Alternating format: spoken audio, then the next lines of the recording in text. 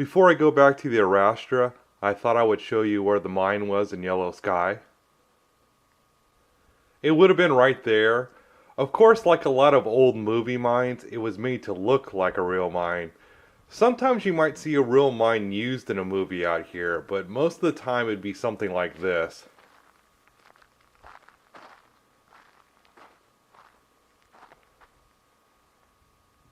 So, right about there.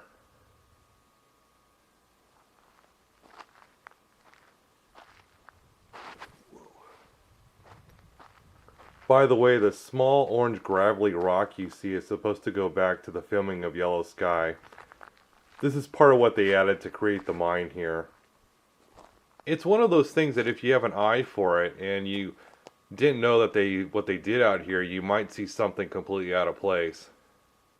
In any case, the mine was here, and one of the key scenes that sets up the end of the movie was filmed here as well.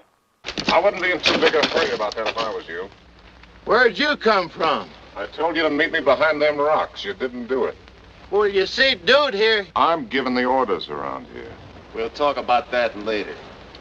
Right now, we want to know what those Indians are up to. The old man told them to move out.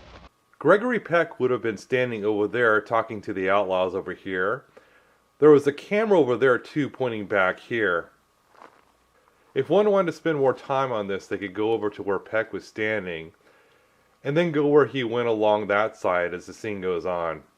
I'm going to be heading back to the Arastra now, which you might be able to see in the distance. Along with Yellow Sky, it can be seen in a few other movies if you watch for it. One of those movies was Kim, made in 1950, that starred Errol Flynn and a young Dean Stockwell. In that scene, Errol Flynn was looking down here from Gary Cooper Rock, way up behind me. You actually can see the Arastra from back up there.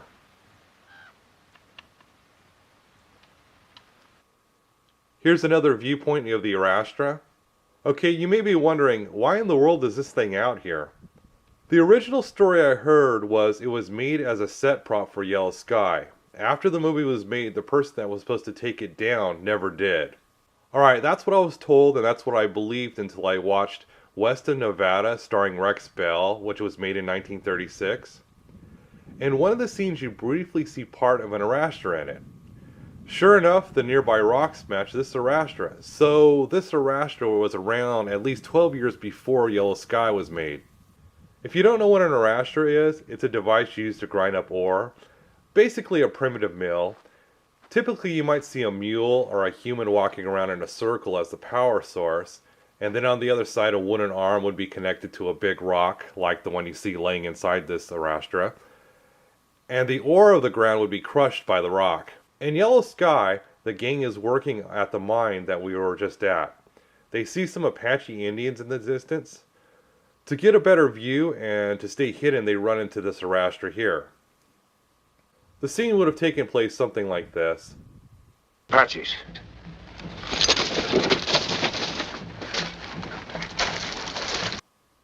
The scene would have taken place something like this. Apaches.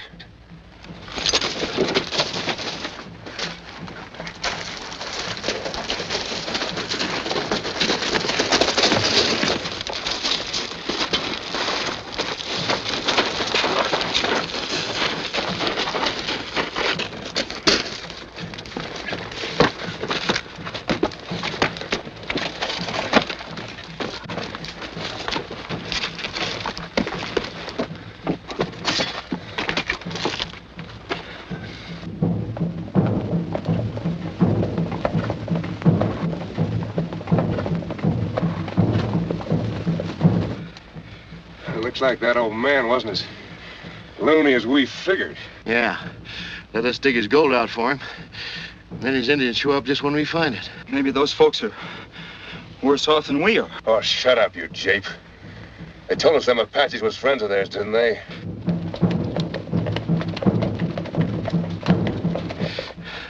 We're sure going to be mighty rich corpses.